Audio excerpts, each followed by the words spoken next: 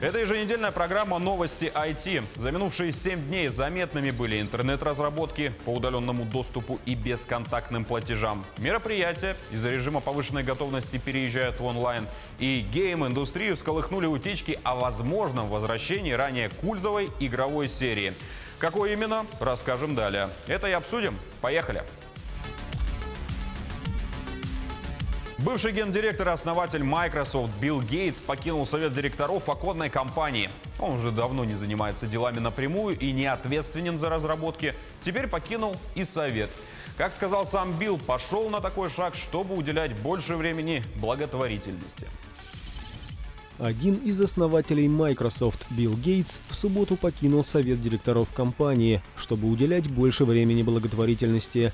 В 2000 году он с женой основал фонд Билла и Мелинды Гейтс, который поддерживает социальные, медицинские и образовательные проекты, а также инициативы в области гендерного равенства и борьбы с изменением климата. Также Гейтс покинет совет директоров, основанной Уорреном Баффетом, американской холдинговой компании Berkshire Hathaway Incorporated, в котором он состоял с 2004 года. При этом он продолжит работу как советник по техническим вопросам гендиректора Microsoft Сатья Наделлы и других руководителей компании. В стране провели опрос среди 4000 сотрудников российских компаний и выяснили, готов ли бизнес к переходу на удаленную работу. Почти 67% опрошенных признали, что начальство даже не предлагает им такой способ. Около 16% уже работают удаленно, а 17% получили от начальства предложение, но продолжают посещать офисы.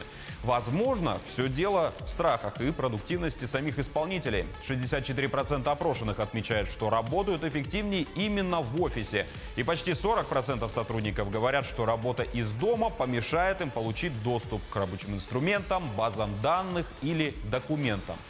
Легче всего переходят к формату домашнего офиса IT-компании, рекламные и маркетинговые агентства, а также финансовый и юридический консалтинг. Многие почему-то отметили, что им помешает холодильник. Правда, что именно, шум от него или содержимое, в результатах опроса не уточняется. Но главное, на чем сошлись и работники, и их руководители, это не любовь к рабочим чатам. И многие готовы идти на что угодно, даже подвергать свое здоровье опасности, но лишь бы не создавать дополнительные группы в мессенджерах.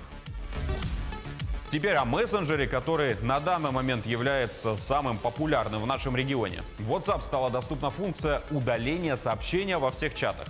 Нововведение появилось после очередного обновления сервиса. Ранее подобное было доступно лишь в групповых беседах. Теперь включать ее можно во всех чатах без исключения. Также и срок хранения сообщений можно настраивать самостоятельно. Возможный диапазон от 1 часа до 1 года. Сообщение будет отмечено иконкой в форме часов. Пока функция доступна лишь в бета-версии мессенджера, но уже скоро ей смогут воспользоваться все пользователи приложения. SpaceX в среду запустила ракету Falcon 9, которая вывела на орбиту 60 спутников Starlink. Таким образом, компания Илона Маска разместила в космосе уже 360 аппаратов для проекта высокоскоростного интернета. Но, по словам гендиректора, нужно почти в 2 раза больше. Однако этот запуск прошел не так гладко, как хотелось бы, и сейчас ведется служебное расследование. Старт осуществлен в среду с площадки космического центра Кеннеди на мысе Канаверал в штате Флорида в 15:17 по московскому времени. Компания Илона Маска использовала головной обтекатель, уже побывавший на орбите в мае 2019 и первую ступень, которая ранее 4-жды летала в космос. Правда, на этот раз посадка на платформу в океане оказалась неудачной. Ракетный модуль упал в воду. Причины предстоит выяснить. В Твиттере Маск пояснил, что в одном из 9 двигателей возникли проблемы. И хотя главная цель миссии достигнута, необходимо тщательное расследование, написал гендиректор SpaceX. В космос отправилась 6-я партия сателлитов для проекта глобальной спутниковой интернет-сети нового поколения Starlink. Всего на околоземную орбиту выведено уже 360 спутников. В этом году SpaceX планирует предоставлять услуги связи в США и Канаде. Полноценно развернуть сеть по всему миру компания намерена в ближайшие 5 лет. Меры, принимаемые по нераспространению COVID-19, приводят к очень интересным и перспективным решениям. И все фишки с удаленным доступом и бесконтактными платежами останутся с нами и после того, как удастся побороть пандемию. В частности, Сбербанк развернул полномасштабное тестирование новой бесконтактной технологии приема оплаты смартфоном во всех регионах страны. Специальное приложение называется Tap on Phone, позволяет использовать смартфон как терминал, еще раз подчеркну, для приема безналичной оплаты. То есть у физических лиц, которые занимаются мелкой торговлей, репетиторством, прочим, появляется возможность не покупать специальные терминалы, не тратиться на чековую бумагу, а просто с телефона взимать плату за услуги и товары.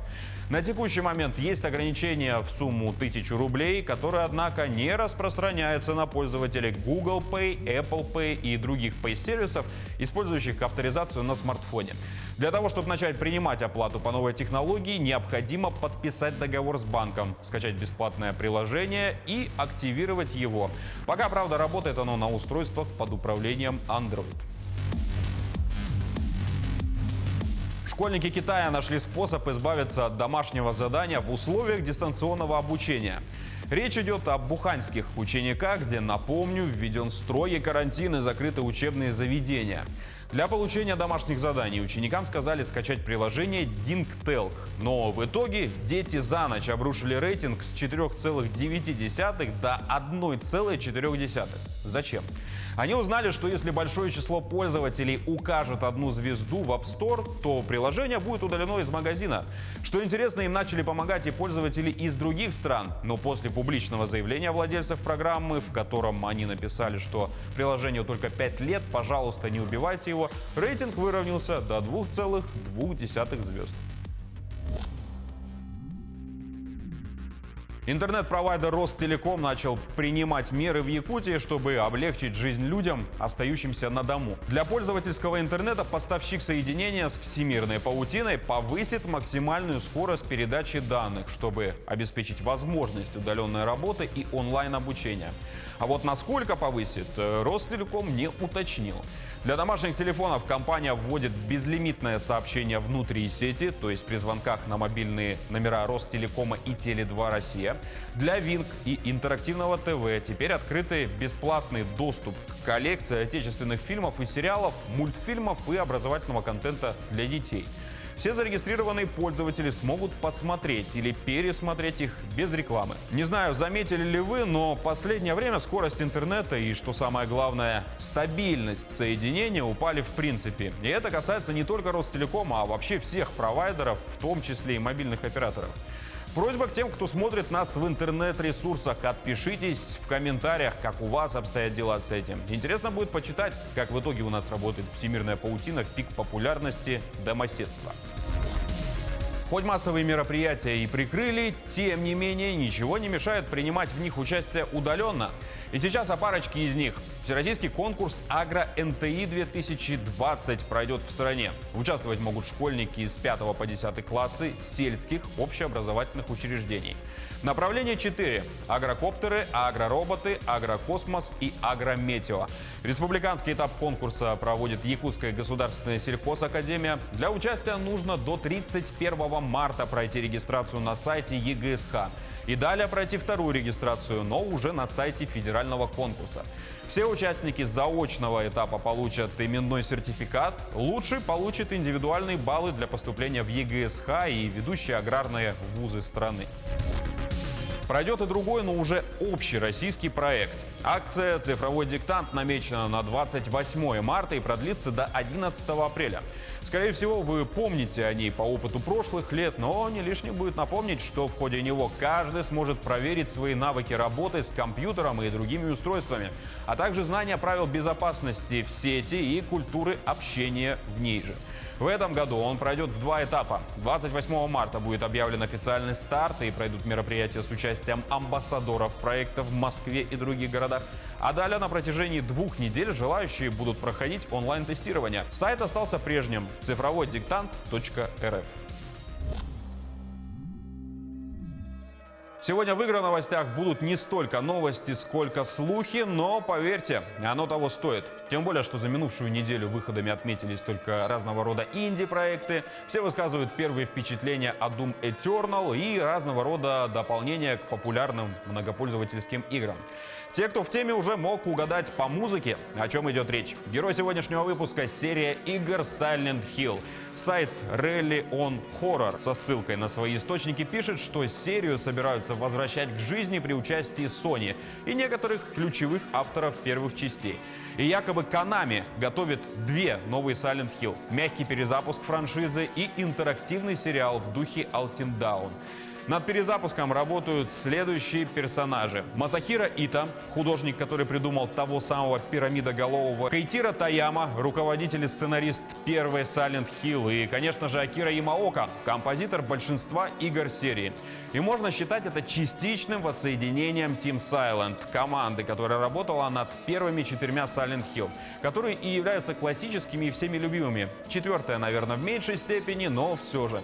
Как говорят информаторы, воскрешение Silent Hill как минимум частично финансирует Sony, поэтому игра может стать эксклюзивом PlayStation 5. Sony также пытается помирить Konami и Kojima Production, которые не в ладах с тех пор, как работали над крутейшим, но в итоге не вышедшим в полной версии проектом PT. Silent Hill в сериальном формате хотят поручить именно Kojima Production. Sony считает, что разделение на эпизоды даст студии Кодзимы полную творческую свободу. Так или иначе, сделка с Kojima Production еще не подтверждена, а вот перезапуск от бывшей Team Silent уже отправили в производство. Подтверждает данную информацию и то, что последнее время уж слишком часто то здесь, то там всплывали разного рода утечки с упоминанием Silent Hill. Поэтому верим, надеемся, ждем. Ну а на этом пока все. Повтор программы, как всегда, найдете на YouTube-канале Якутия24, а также в Instagram-аккаунте як24.ru. Увидимся ровно через неделю и всего вам доброго.